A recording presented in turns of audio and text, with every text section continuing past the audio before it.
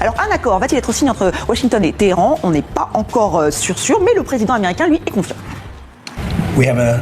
La signature aura lieu prochainement et les documents sont pratiquement finalisés. On verra bien. Ça devrait être réglé. Ça devrait se faire assez rapidement. Ils le veulent tout autant que le reste du monde.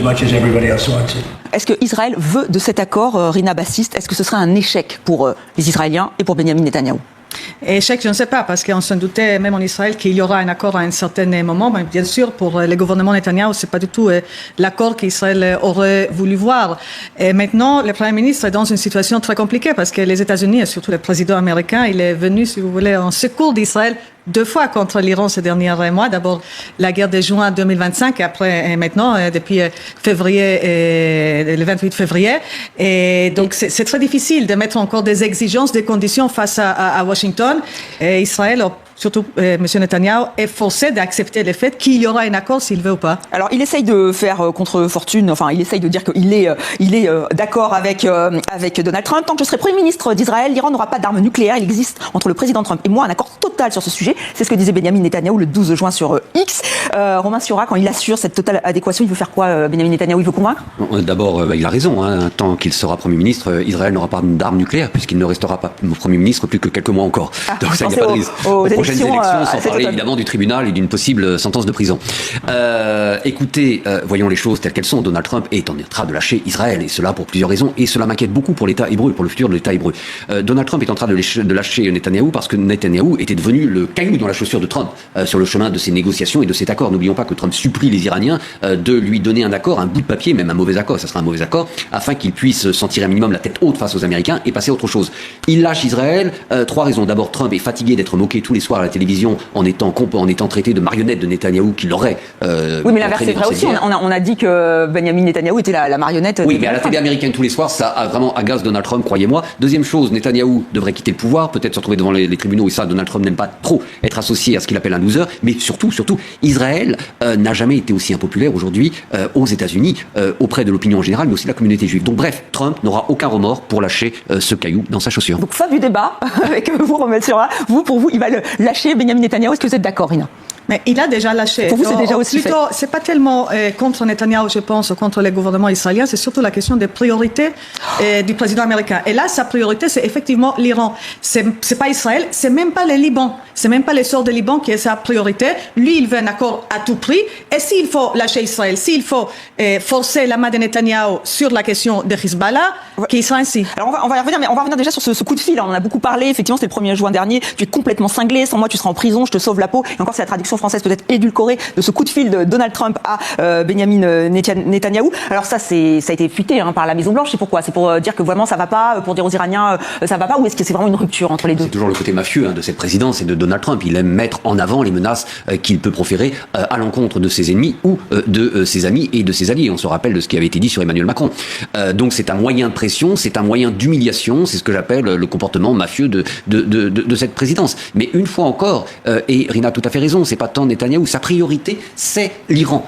Aujourd'hui, il y a un caillou dans sa chaussure. Et le problème, il n'a pas un problème avec le caillou, c'est que le caillou lui fait mal aux pieds. Et là, le caillou risquait surtout d'enrayer le processus de négociation. Donc, on lâche Netanyahou, on lâche le caillou. Il n'y a pas vraiment quelque chose de personnel. Trump, c'est quand même assez basique. C'est je veux ça, j'ai besoin de ça, je ferai tout pour arriver à mes fins. Alors, ce n'est pas personnel, mais quand même, il a aussi dit dans ce coup de fil, tout le monde te déteste désormais, tout le monde déteste Israël à cause de ce qui se passe. Est-ce que ça inquiète en Israël, Rina Bassist? Effectivement, est-ce qu'il y a un sentiment en Israël la détestation d'Israël, de ce qui se passe? La détestation, non, mais les relations, peut-être pas complètement non. On peut moins, mais ce qui inquiète le plus, c'est effectivement les relations entre Jérusalem et Washington, parce que ça, c'est quand même un élément extrêmement important stratégiquement pour la sécurité d'Israël. Il y avait justement une déclaration, il y a pas très longtemps, il y a quelques semaines, de la part du Premier ministre Benjamin Netanyahou, qui a dit petit à petit, il faut s'habituer peut-être aussi à se faire sans l'aide financière américaine. Et c'est possible, parce que, c'est possible, si ça se passe comme ça, il faudra s'habituer.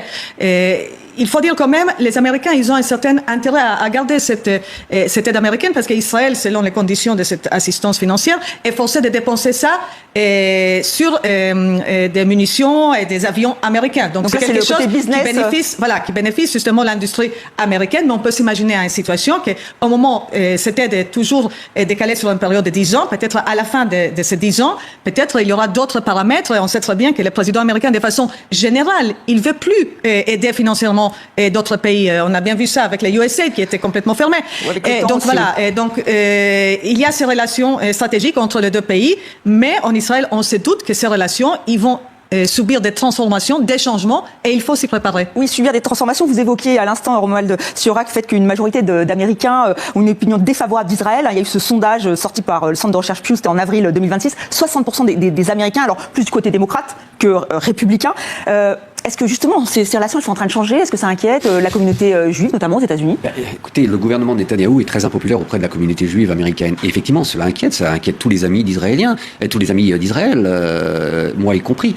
C'est-à-dire que ce gouvernement que je considère crypto-fasciste de Netanyahou aura énormément nui à Israël. Israël aujourd'hui, par la jeunesse américaine, une grande partie de la jeunesse américaine, est considéré comme un pays dangereux. Et ils ont perdu la mémoire de l'Holocauste. Ils ont perdu la mémoire du pourquoi de l'existence d'Israël. Et donc, oui, la communauté juive, les amis d'Israël sont très inquiets, car le géant américain qui est en perte de crédibilité, dont la parole se démonétise sur la scène internationale, se détourne de la plupart de ses alliés, ne sera pas toujours là pour protéger Israël. Et donc, effectivement, il y a beaucoup d'inquiétudes pour le futur à moyen et long terme de l'État hébreu. Mérina, en Israël, on soutient Benyamin Netanyahou et sa politique. On va en finir avec le nucléaire iranien. Est-ce qu'il est encore populaire ou pas? Ce sont deux choses séparées. Sa politique vis-à-vis l'Iran et même sa campagne militaire au Liban, oui, si on regarde ses opposants, par exemple Naftali Bennett, qui sera probablement son opposant le plus important dans les prochaines élections, lui aussi, il prend plus ou moins la même ligne, d'être très ferme vis-à-vis l'Iran, d'être très ferme vis-à-vis Hezbollah. Donc ça, c'est côté sur, voilà, ses positions sécuritaires, si vous voulez.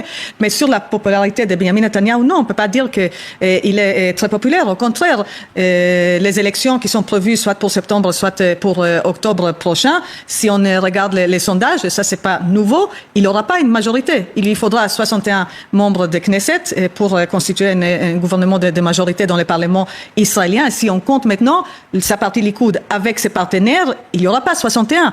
Et peut-être que ça sera la première fois où ça sera extrêmement difficile pour lui même de survivre politiquement. On ajoute ça il y a aussi son procès. Pardonnez-moi. Et avec l'extrême droite non plus. Non, ça c'est y compris l'extrême droite, y compris les partis ultra-orthodoxes. Et il n'arrive pas justement à cette majorité parce que face à lui, il y a non seulement des partis de centre et gauche, face à lui, il y a aussi des partis de droite. Naftali Bennett, son opposant, c'est quelqu'un de droite. Avigdor Lieberman, qui a une partie d'opposition assez importante aussi, c'est quelqu'un de droite. Donc il a face à lui des politiciens qui font la concurrence aussi sur son propre électorat. Donc pour l'instant, c'est une course en avant de Benyamin Netanyahou. On va juste entendre quelques secondes sur effectivement ses relations avec Donald Trump et sur sa position par rapport au Liban. Je vous le dis, chers citoyens d'Israël, comme je le dis avec estime et respect dans mes excellents échanges avec mon ami le président Trump, avec unité, avec détermination et avec raison, nous défendrons l'État d'Israël. Et ensemble, avec l'aide de Dieu, nous rétablirons la sécurité dans le Nord.